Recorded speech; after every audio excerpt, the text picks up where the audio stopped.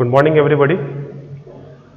आज जो हम लोग का क्लास जो एक प्रकार से इंट्रोडक्टरी क्लास है और इसमें हम लोग को ये ध्यान में रखना है कि जो 65th बीपीएससी है, 65th बीपीएससी में किस प्रकार से इंडियन इकोनॉमी सेक्शन में क्वेश्चन पूछे जाते हैं और इससे सबसे पहले हम लोग को ये ध्यान में रखना है कि इसका सिलेबस क्या है, यानी कि कौन से ऐसे खंड हैं जिससे बीपीएससी क्वेश्चन पूछता है। जब भी हम लोग बीपीएससी मेंस की तैयारी की बात करते हैं तो ये चीज हम लोग को स्पष्ट रखना पड़ेगा कि जो इकोनॉमी यानी कि इंडियन इकोनॉमिक सेक्शन है वो पेपर 2 और सेक्शन 2 में वो आता है और इसमें आपको जो इकोनॉमी के साथ साथ ज्योग्राफी के भी प्रश्न उसमें शामिल रहते हैं। लेकिन मेरा जो यहाँ पे जो मुख्य मुद्दा है वो ये है कि भारतीय अर्थव्यवस्था से संबंधित प्रश्न कैसे आते हैं, क्या क्या उसका सिलेबस है। बीपीएससी की तैयारी में अगर हम लोग एक बात को ध्यान में रखें तो ये सामने आता है कि बीपीएससी में प्रीवियस प्रश्न को रिपीटेशन बार बार होता है, इसलिए ऐसा नहीं है कि हम जो प्रीवियस प्रश्न पूछे जा चुके हैं तो हम उसको प्रैक्टिस नहीं करें। सबसे पहले हम लोग को यही ध्यान में रखना होगा कि जो भी प्रीवियस क्वेश्चन आए हुए हैं उनको एक थॉरोली प्रैक्टिस जरूर किया जाए और उसके बाद फिर हम देखें कि क्या है। और इकोनॉमी ऐसा टॉपिक है कि जिसको हम करंट अफेयर से जोड़ के पढ़ना बहुत ही जरूरी हो जाता है, इसलिए क्योंकि अगर आप 2015-16 में बीपीएससी ने जो क्वेश्चन पूछा हुआ था सतत विकास, तो आप उसका एक कंटेक्स्ट देखेंगे कि उसी साल सतत विकास पे सम्मेलन हुआ था। नतीजा हुआ कि बीपीएससी ने भी इस क्वेश्चन को पूछा हुआ है। तो आज मैं भारतीय अर्थव्यवस्था में क्या क्या पढ़ना है और उसको बिहार से जोड़ के कैसे पढ़ना है प्लस समसामयिकी से जोड़ के कैसे पढ़ना है, इसका मैं एक सिलेबस पहले बनाता हूं कि क्या क्या उसमें सिलेबस पढ़ना पड़ा, टॉपिक क्या क्या उसमें आते हैं और कौन कौन क्वेश्चन पूछे जा चुके हैं और कौन कौन क्वेश्चन पूछे जाने की संभावना है। भारतीय अर्थव्यवस्था में जो हम लोग सबसे पहला जो हम लोग का जो टॉपिक होता है वो ये होता है अर्थव्यवस्था एवं आर्थिक विकास। जब हम अर्थव्यवस्था एवं आर्थिक विकास की बात करते हैं तो उसके अंतर्गत बहुत सारे टॉपिक आते हैं। दूसरा जो खंड हमारा जो आता है वो समझ में आता है योजना, यानी कि प्लानिंग सेक्शन से। प्लानिंग सेक्शन कहने का मतलब होता है कि चूंकि भारतीय अर्थव्यवस्था एक मिश्रित अर्थव्यवस्था है और इसको योजना के माध्यम से पूरी आर्थिक विकास की रूपरेखा दी गई है, तो योजना से संबंधित कौन कौन टॉपिक है फिर हम लोग को वो देख रहे हैं। तीसरा जो टॉपिक आपका है वो है आपका कृषि और कृषि के बाद फिर उद्योग टॉपिक आता है। उद्योग की बात अगर हम बात करते हैं फिर विविध और समसामयिकी। तो भारतीय अर्थव्यवस्था में क्या क्या हम लोग को पढ़ना है, पहले मैं उसके चैप्टर का एक लिस्ट बनाता हूं और उस चैप्टर के अंतर्गत कौन कौन से टॉपिक आ रहे हैं इस पे हम लोग पहले ध्यान रखते हैं। इसको एक हम लोग चार्ट के माध्यम से समझ सकते हैं।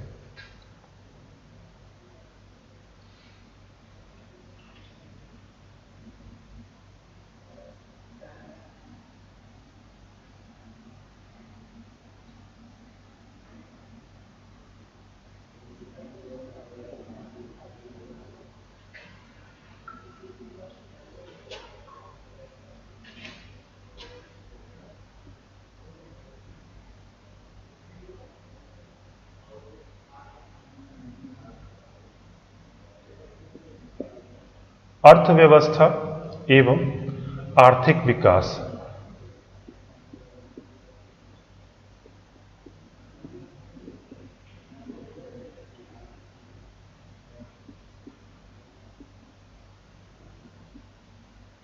योजना,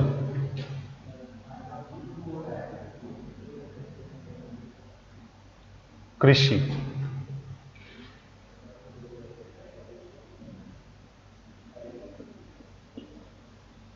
उद्योग,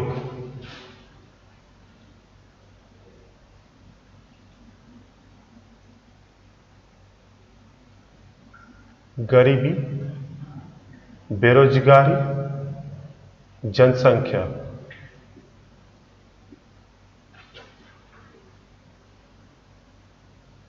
विविध और आर्थिक समसामयिकी।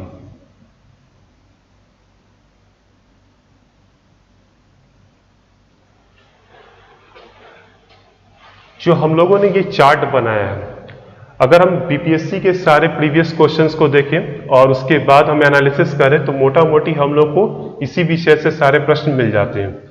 यहां पर दिक्कत क्या है कि अगर हम भारतीय अर्थव्यवस्था के ओवरऑल सिलेबस की बात करें तो उसमें और भी टॉपिक आते हैं, जैसे लोक नीति की हम बात करते हैं, या अगर हम बात करें तो आर्थिक विश्लेषण किस प्रकार से उस वो संबंध में बात आती है। परंतु जो भी बीपीएससी में क्वेश्चन पूछा गया है वो इसी टॉपिक से वो क्वेश्चन पूछा गया।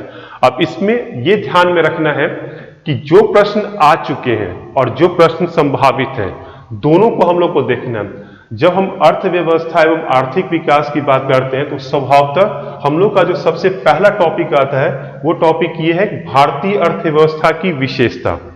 अगर हम भारतीय अर्थव्यवस्था की विशेषता की बात करें तो इसमें हम लोग को दोनों पॉइंट देखना है, 1991 से पहले और 1991 के बाद। और भारतीय अर्थव्यवस्था की विशेषता में अब इसको अगर आप समसामयिकी से अगर जोड़ना चाहें तो यहां पे एक प्रश्न स्वाभाविक तौर पे बनता है कि हाल के महीनों में भारतीय अर्थव्यवस्था में क्या परिवर्तन है। और आप सभी इस चीज से अवेयर होंगे कि ये प्रश्न क्यों आ रहा है, क्योंकि 22 मार्च को जो लॉकडाउन जो लागू किया गया, लॉकडाउन के फलस्वरूप भारतीय अर्थव्यवस्था में विभिन्न परिवर्तन या समस्याएं सामने आई या चुनौतियां सामने आई। तो यही टॉपिक भारतीय अर्थव्यवस्था की विशेषता अगर आप उसको आर्थिक समसामयिकी से जोड़ के पढ़ते हैं तो एक प्रश्न स्वाभाविक आता है कि हाल के महीनों में भारतीय अर्थव्यवस्था किन परिवर्तनों से गुजरी है और भारतीय सरकार द्वारा या सरकार द्वारा उसको सुधारने के लिए क्या क्या प्रयास किए गए। तो पहला जो हम लोग का इसमें टॉपिक आ रहा है भारतीय अर्थव्यवस्था की विशेषता।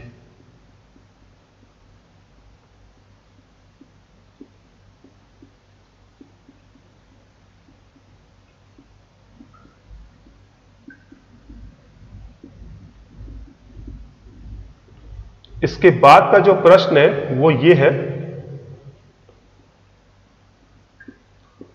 प्राकृतिक संसाधन और आर्थिक विकास।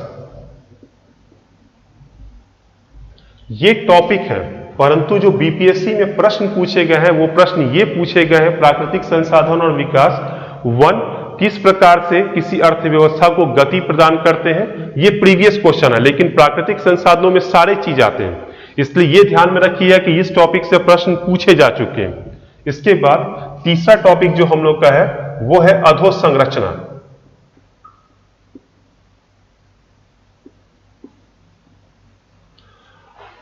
इंफ्रास्ट्रक्चर, इंग्लिश में इसी को बोलते हैं इंफ्रास्ट्रक्चर। आर्थिक विकास में इंफ्रास्ट्रक्चर का बहुत महत्व है और इसी संदर्भ में इसको आप आर्थिक समसामयिकी से भी जोड़ के देखिए, क्योंकि भारत सरकार हमेशा इस बात पे जोर दे रही है कि आर्थिक विकास की गति को बनाए रखने के लिए अधोसंरचना यानी कि इंफ्रास्ट्रक्चर को विकसित किया जाए। तो इंफ्रास्ट्रक्चर कहने का मतलब क्या होता है? जब हम रेल, रोड इसकी इत्यादि की बात करते हैं, ऊर्जा की बात करते हैं, तो ये क्या आप सामने आते हैं हमारे, ये इंफ्रास्ट्रक्चर के अंतर्गत आते हैं। तो इंफ्रास्ट्रक्चर का मतलब ये निकल रहा है कि किसी भी चीज को शुरुआत करने के लिए जो बुनियादी ढांचा होना चाहिए वो हमारा कहलाता है अधोसंरचना के अंतर्गत। तो इस टॉपिक से अभी तक प्रश्न नहीं पूछा गया है, तो ये आपका संभावित प्रश्न हो सकता है। इसके बाद जब हम बात करते हैं सतत विकास,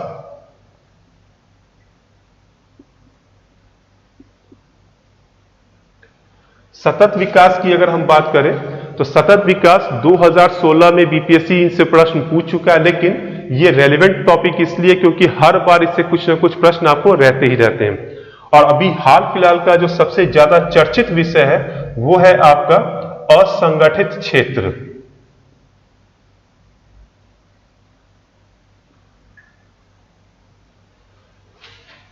जिस प्रकार से न्यूज में असंगठित क्षेत्र, प्रवासी मजदूर इत्यादि की चर्चा हो रही है, उससे ये टॉपिक बहुत ही रेलिवेंट हो जाता है कि असंगठित क्षेत्र हम किसे कहते हैं, भारतीय अर्थव्यवस्था में इसका क्या योगदान है।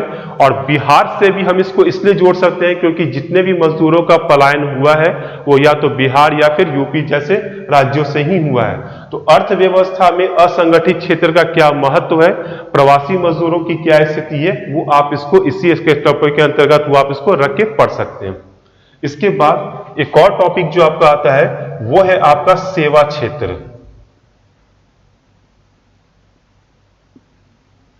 सेवा क्षेत्र कहने का मतलब यहां पे है कि जब हम अर्थव्यवस्था के तृतीय क्षेत्र की बात करते हैं तो उसे हम कहते हैं सेवा क्षेत्र। और किसी भी अर्थव्यवस्था के विकास में सेवा क्षेत्र का बहुत ही ज्यादा योगदान है।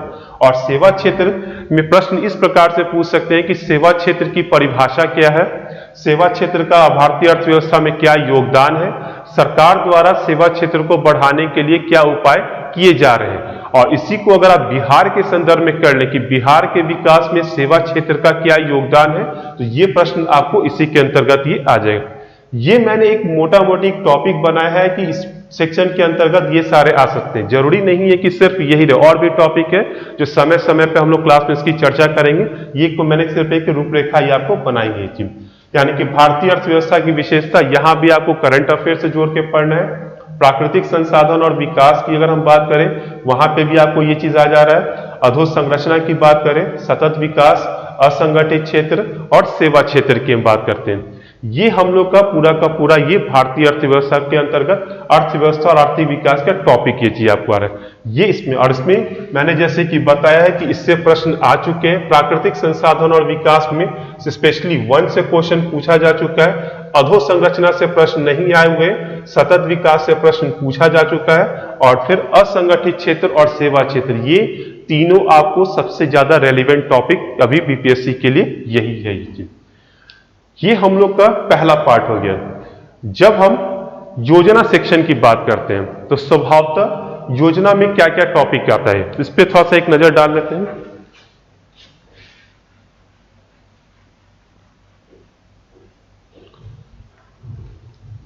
योजना प्रश्न से स्वभावतः सबसे पहले योजना तंत्र की बात हो रही है, या योजना तंत्र कहने का मतलब यह है कि किस प्रकार से भारत में योजनाएं बनाई जाती हैं। उसके बाद जब हम बात करते हैं कि योजनाओं का क्या महत्व है, योजनाओं के मूल्यांकन की हम बात करते हैं। फिर हाल फिलहाल भारतीय योजना तंत्र में क्या परिवर्तन आए, जैसे कि योजना को आयोग को हटाकर नीति आयोग लाया गया है, फिर इसके संदर्भ में एनडीसी की क्या भूमिका है, ये पॉइंट हम लोग का योजना के अंतर्गत है। योजना के जब मूल्यांकन की बात करते हैं तो कहने का मतलब ये है कि जब भारतीय अर्थव्यवस्था में विकास की गति को प्रदान करने के लिए विभिन्न योजनाएं बनाई गई, यानी कि अब तक 12 विभिन्न पंचवर्षीय योजनाएं बन चुकी हैं, तो ऐसे 12 पंचवर्षीय योजनाओं का मूल्यांकन हमें पूरा करना, प्रश्न इसी से पूछे गए। इस योजना के अंतर्गत एक बहुत ही अच्छा टॉपिक है जिसको हम लोग कहते हैं संतुलित विकास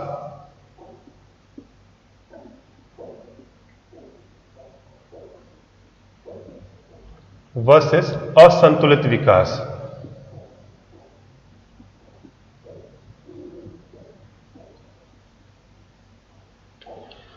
ये एक टॉपिक आपका, फिर एक और टॉपिक आपको इसमें आ जाएगा विकास का एलपीजी मॉडल।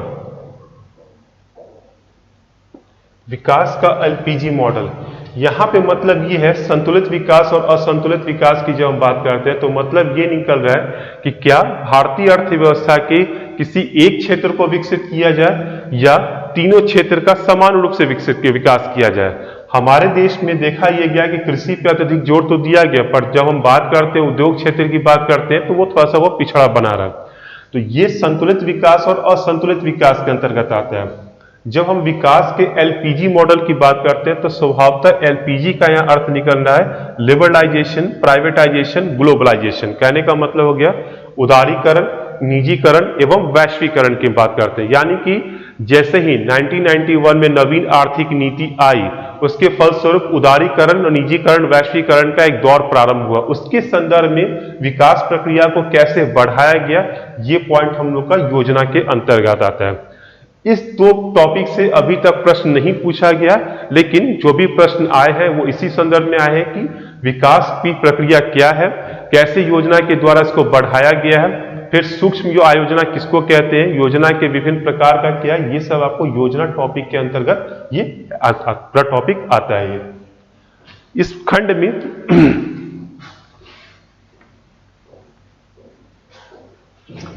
जो सबसे महत्वपूर्ण जो टॉपिक आपको आता है वो है कृषि। फिर से मैं उस बात को दोहराना चाहूंगा कि कृषि एक ऐसा विषय है कि जहां पर आपको करंट अफेयर से भी प्रश्न आ रहे हैं और जो परंपरागत प्रश्न होते हैं स्वभावतः उससे। तो कृषि में जो सबसे पहला जो विषय आता है वो ये कि भारतीय अर्थव्यवस्था में कृषि का महत्व।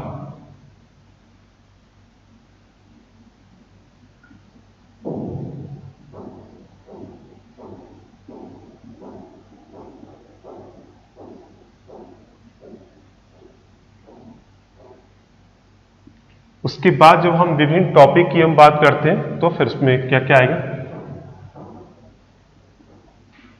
कृषि विपणन या एग्रीकल्चर मार्केटिंग,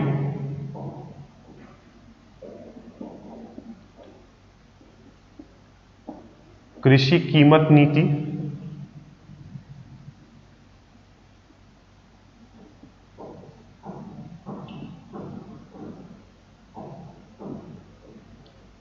खाद्य सुरक्षा,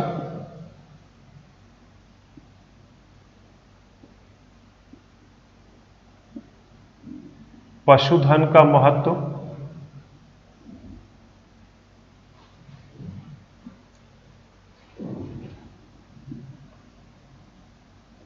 WTO एवं भारतीय कृषि,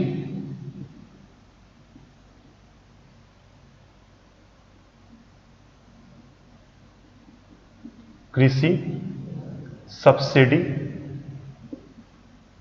और यहां पे हमें यह ध्यान में रखना है कि जब हम सब्सिडी की बात करते हैं तो कृषि सब्सिडी और एक सामान्य तौर पे जो हम सब्सिडी की बात करते हैं दोनों अलग अलग होता है। इसके बाद हम लोग का टॉपिक है हरित क्रांति,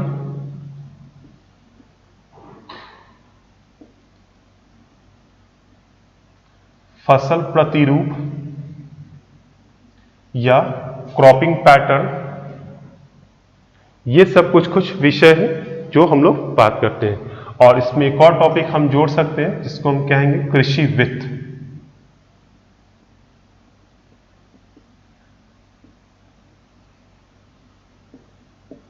भूमि सुधार। और यहां पे ये चीज ध्यान में रखना है, जब हम भूमि सुधार की बात करते हैं और कृषि सुधार की बात करते हैं दोनों अलग अलग टॉपिक है। भूमि सुधार की जब बात आएगी तो वो स्वामित्व से संबंधित प्रश्न होता है, और जब हम कृषि सुधार की बात करते हैं तो वो उत्पादकता से संबंधित प्रश्न होता है। ये तो ये हम लोग का कृषि पे ये पूरा का पूरा ये टॉपिक है। अब यहाँ पे देखना है कि क्या क्या ये क्वेश्चन पूछ चुका है। ये अगर हम भारतीय अर्थव्यवस्था में कृषि के महत्व की बात करें, बीपीएससी में उदारीकरण का कृषि पे क्या प्रभाव पड़ रहा है, उदारीकरण और कृषि को जोड़ के प्रश्न पूछे गए। कृषि विपणन से भी आपको प्रश्न आ चुके हैं, परंतु खाद्य सुरक्षा से प्रश्न नहीं आया है अभी तक। पशुधन का क्या महत्व होता है वो भी नहीं आया है। विश्व व्यापार संगठन और भारतीय कृषि की बात करें, इससे अभी तक प्रश्न नहीं पूछा गया।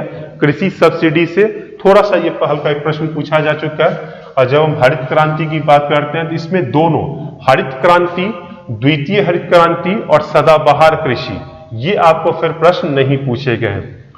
फसल प्रतिरूप की बात करें, इससे भी अभी तक ये प्रश्न नहीं पूछा गया है। कृषि वित्त की बात की जाए तो जिससे अभी तक प्रश्न आ चुके हैं, और भूमि सुधार पे ये चीज नहीं है। इसमें आप अगर चाहें तो करंट अफेयर्स पे टॉपिक एक जोड़ सकते हैं, जैसे कि कृषि के प्रकार। तो यानी कि जब हम अनुबंध कृषि की बात करते हैं या फिर जैविक कृषि की बात करते हैं तो ये सारा टॉपिक आपको कृषि के प्रकार के अंतर्गत ये आ जाएगा। ये तो अब तक का जो हम लोग का जो टॉपिक बना हुआ है और जो हम लोग देखते हैं, तो सर्वाधिक प्रश्न अगर कभी ना कभी जो आते हैं तो कृषि चैप्टर से ही वो पूछा गया है। और ये एक ऐसा विषय है कि जो आपको साइंस टेक में भी ये पूछा जाता है। ये यानी कि भूमि सुधार की बात करें या कृषि के प्रकार की हम बात करते हैं तो ये साइंस टेक से भी एक प्रश्न पूछा जाता है। अब हम इसी के थोड़ा सा आर्थिक समसामयिकी पे आते हैं, यानी कि कृषि क्षेत्र से कैसे करंट अफेयर्स का वो टॉपिक बनता है, तो थोड़ा सा हम लोग इस चीज पे हम लोग आते हैं। तो जब हम आर्थिक समसामयिकी की बात करते हैं और वो भी हम करंट अफेयर्स में कृषि सेक्शन की हम बात कर रहे हैं, तो इसका एक प्रश्न स्वाभाविक तौर पे आता है कि हाल फिलहाल भारत सरकार द्वारा या विभिन्न राज्य सरकारों द्वारा कृषि के उत्थान के लिए क्या क्या प्रयास किए गए हैं, यानी कि कौन सी ऐसी योजनाएं चलाई गई हैं कि जिससे कृषि को बढ़ावा दिया जा सके। ये आपका करंट अफेयर्स का प्रश्न बनेगा। जैसे कि मैंने स्टार्टिंग में ही बताया कि अभी भारतीय अर्थव्यवस्था कोविड-19 के दुष्प्रभाव से गुजर रही है, इसमें कृषि भी अछूता नहीं है। तो भारत सरकार द्वारा क्या ऐसे प्रयास किए गए हैं कि जिससे कि कृषि को बढ़ावा मिल सके और कोविड-19 से उत्पन्न चुनौतियों का कृषि क्षेत्र भी सामना कर सके। ये प्रश्न आपको करंट अफेयर्स में कृषि से जुड़ा हुआ ये आ सकता है। अगर हम एग्रीकल्चर मार्केटिंग की बात करें तो हाल में वित्त मंत्री निर्मला सीतारमण द्वारा भी कुछ उपायों की चर्चा की गई है और कृषि क्षेत्र को विभिन्न प्रतिबंधों से मुक्त किया गया है कि जो कि आपको एग्रीकल्चर मार्केटिंग का विषय है। तो ये टॉपिक भी आपको एग्रीकल्चर मार्केटिंग के अंतर्गत करंट अफेयर्स पोर्शन से वो जोड़ के पूछ सकता है। तो इस यहाँ पे हम लोग को ये सेक्शन पूरा का पूरा ये थोड़ा सा ध्यान में रखना है। जो प्रीवियस क्वेश्चन पूछे जा चुके हैं, करंट अफेयर्स का क्या विषय है और जो संभावित प्रश्न है उस ये जब हम कृषि की बात करते हैं उसके बाद हम लोग का जो टॉपिक आता है वो है उद्योग।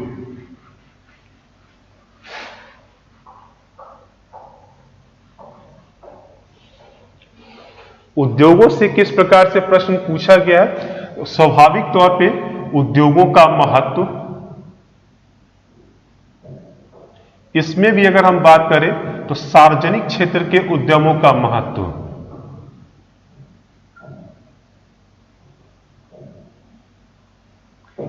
उसके बाद निजीकरण,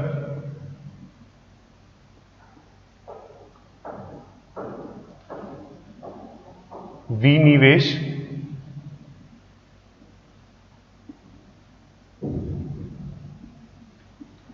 उद्योगों की स्थापना।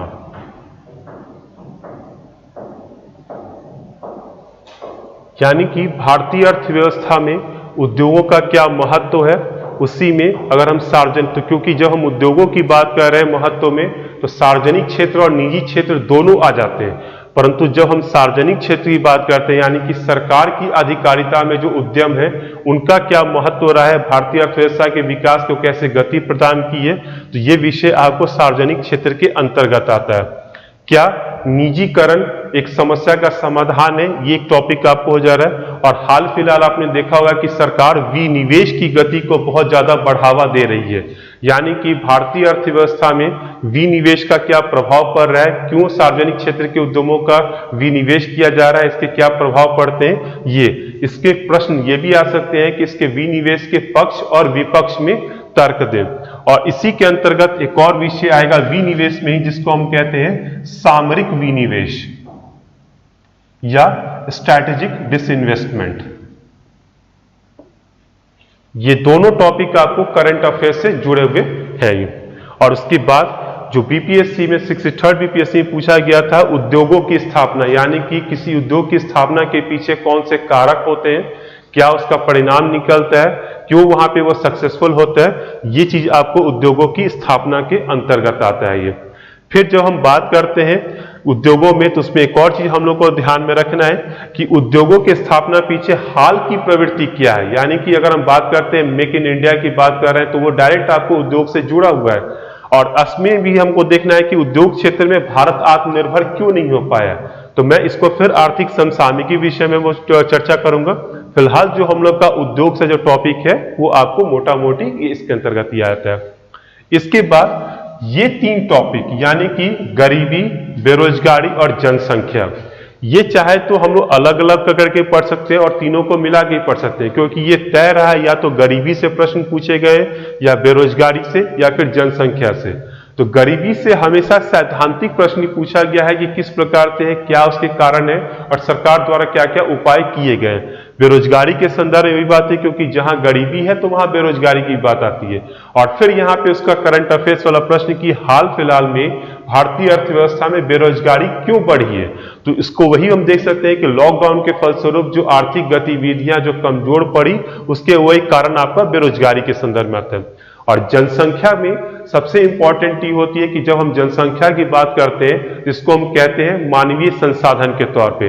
तो आर्थिक विकास में मानवीय संसाधन का क्या महत्व है, क्या अधिक जनसंख्या विकास की परिचायक है या फिर उसके नुकसान है। यानी कि दोनों पक्ष, क्या जनसंख्या आर्थिक विकास को प्रोत्साहन देती है या उसके कुछ नुकसान भी होते हैं। और जनांकीय संक्रमण सिद्धांत, जनांकीय निवेश जो कि जनसंख्या से जुड़े हुए कुछ आर्थिक शब्दावली है। ये सब पॉइंट हम लोग का गरीबी, बेरोजगारी और जनसंख्या के संदर्भ में ये प्रश्न हम लोग को आते हैं। मैंने कुछ टॉपिक को जानबूझ के विविध में रखा है क्योंकि हम उस टॉपिक को किसी पर्टिकुलर में नहीं रख सकते हैं।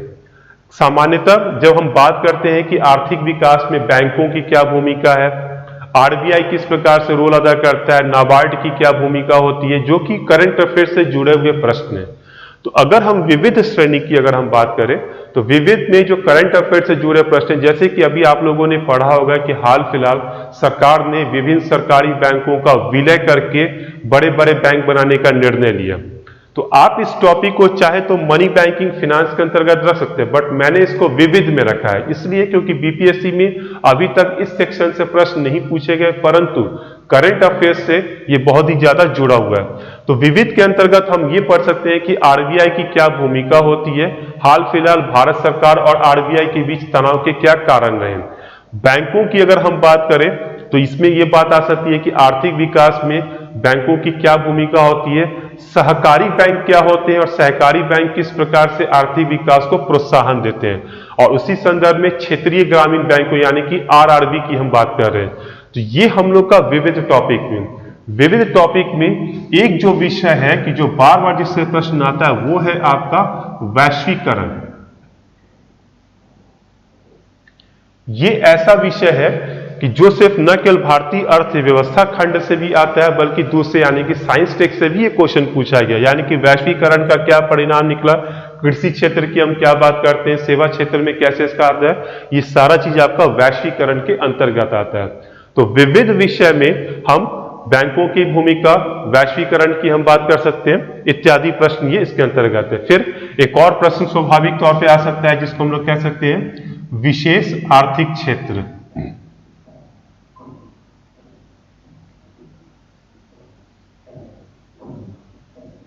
और यहां पे फिर एक और सब्सिडी,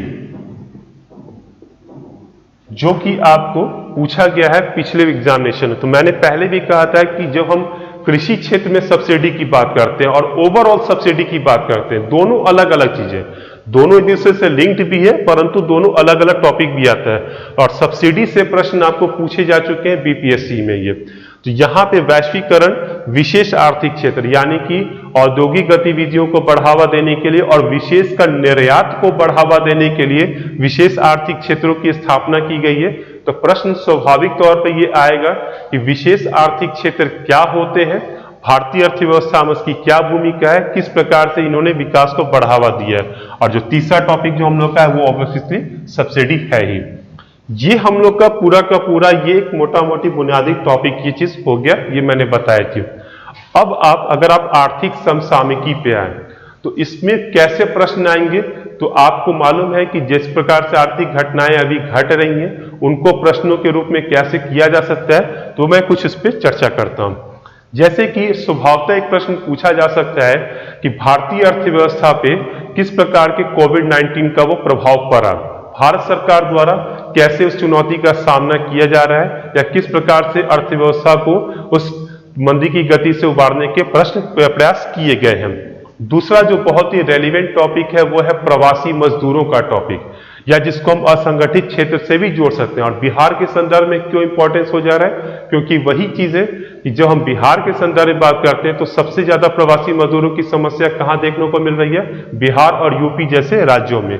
तो आर्थिक समसामयिकी में ये सब जो विषय है यानी कि कोविड-19 से उत्पन्न परिस्थितियां, प्रवासी मजदूरों की समस्या की हम बात करते हैं, फिर भारतीय अर्थव्यवस्था जिस प्रकार से मंदी से गुजर रही है तो उसको कैसे उसके परिणाम निकलेंगे, उसको उबारने के क्या क्या प्रयास किए गए, ये हम लोग का आर्थिक समसामयिकी से जुड़ा हुआ विषय हो सकता है। तो अर्थव्यवस्था के अंतर्गत मैंने जिन विषयों की चर्चा की है ये अब तक बीपीएससी से ये जुड़े हुए पूरे टॉपिक और प्रश्न हैं।